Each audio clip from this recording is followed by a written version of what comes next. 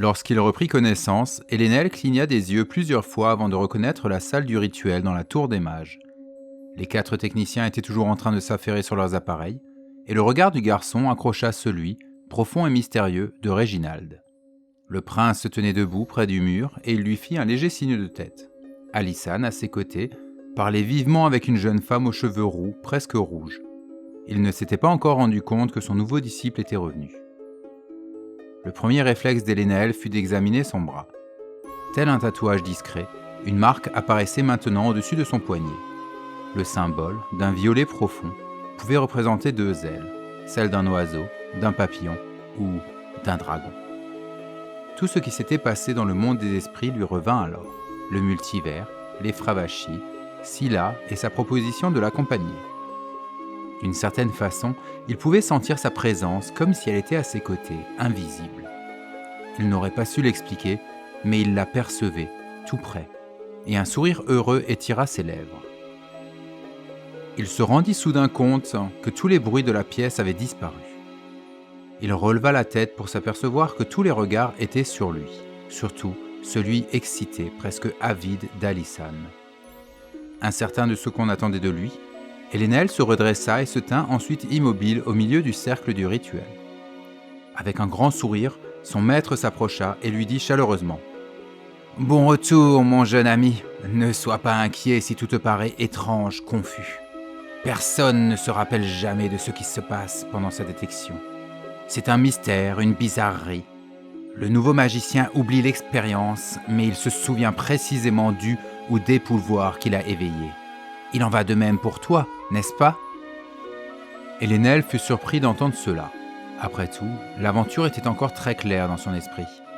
Il n'osait cependant pas contredire son maître, mais il ne souhaitait pas non plus lui mentir. Il choisit de hocher la tête, sans répondre, dans un mouvement volontairement vague. Alysanne prit le silence de l'enfant comme une confirmation, ne se doutant pas un instant que celui-ci était bien plus exceptionnel qu'il ne pouvait l'imaginer. Il se tenait debout face à Elénaël et attendait avec impatience d'apprendre le résultat du rituel. Son comportement était étrange, presque excessif. On avait l'impression que c'était son succès qu'il souhaitait annoncer au monde. « Alors, pressa-t-il, peux-tu nous montrer ton affinité ? Quel élément est le tien ?» Une fois de plus, le garçon hésita. Il avait promis à Scylla de ne pas parler des Fravachis, de sa nouvelle vocation ou de sa capacité à voir la lumière des gens. Et pourtant, l'adulte face à lui exigeait une réponse. Dans un mouvement un peu brusque, comme saisi de panique, il leva son bras et tendit son poignet devant lui. La marque était maintenant visible de tous.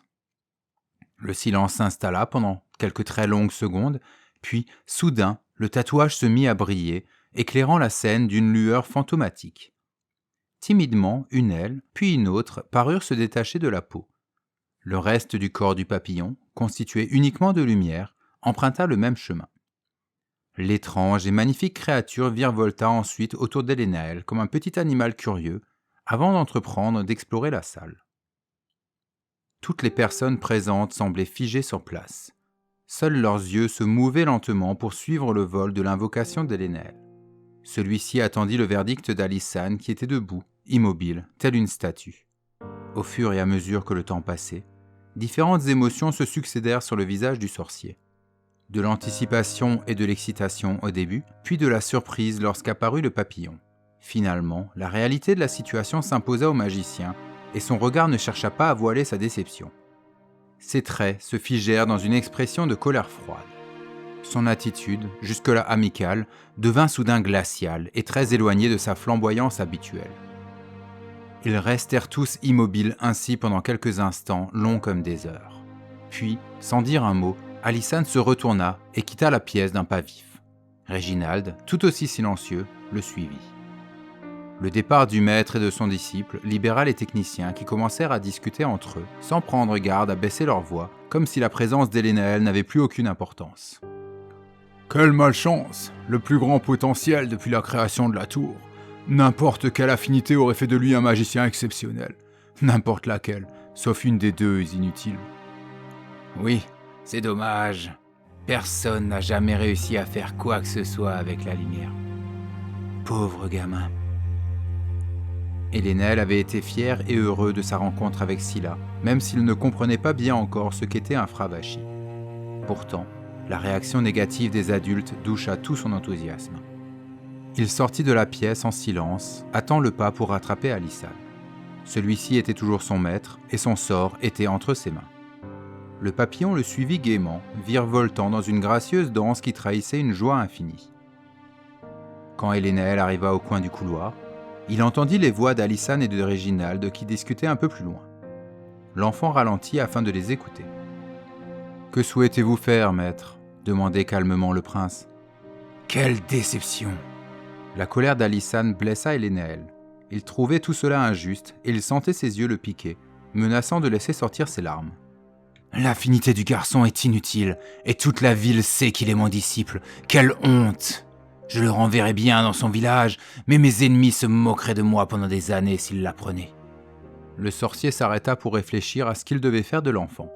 Finalement, il reprit d'une voix ferme.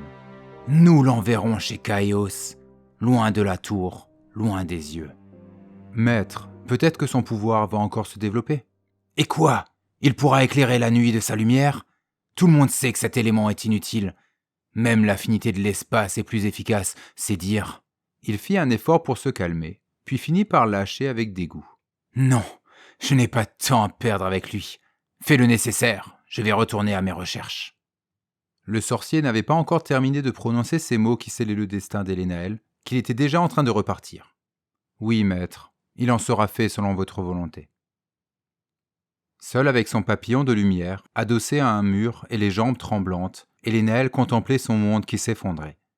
Distraitement, il écouta le bruit des pas qui s'éloignaient, ceux rapides et décidés d'Alysanne tout d'abord, puis ceux, plus lents, de Réginald.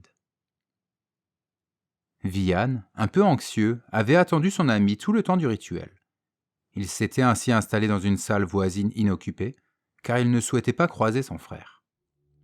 Quand il aperçut les techniciens qui quittaient les lieux, il comprit que la procédure était terminée. Il surprit alors les paroles des adultes et se rendit compte instantanément que quelque chose de grave était arrivé. Il eut soudain un mauvais pressentiment.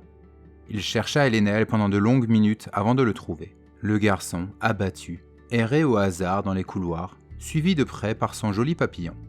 Sans rien dire, Viane se mit à marcher à ses côtés. « Ça n'a pas l'air d'aller. Tu as quoi ? Plusieurs affinités contraires ?» Cette situation était celle que redoutaient tous les apprentis. Non seulement il était impossible de faire fonctionner des éléments opposés en même temps, mais même en utiliser juste un des deux était d'une difficulté beaucoup plus grande. C'était le cauchemar de tous les élèves depuis le jour où l'un d'entre eux avait éveillé l'eau et le feu. Il avait essayé d'en faire quelque chose, mais il avait finalement quitté la tour désespéré. « Non, » répondit Elénaël avec un petit sourire triste. « Je n'en ai qu'une, mais c'est la lumière. » Quand il l'a compris, Alysanne est partie sans me parler. Viane le rassura. « Bon, d'accord, la lumière c'est pas le top, mais toi, mon jeune ami, tu es un génie, et je suis sûr que tu trouveras des façons de l'utiliser. » « C'est ton pouvoir ?» dit-il en montrant le papillon du doigt. « Oui. »« Il est très beau.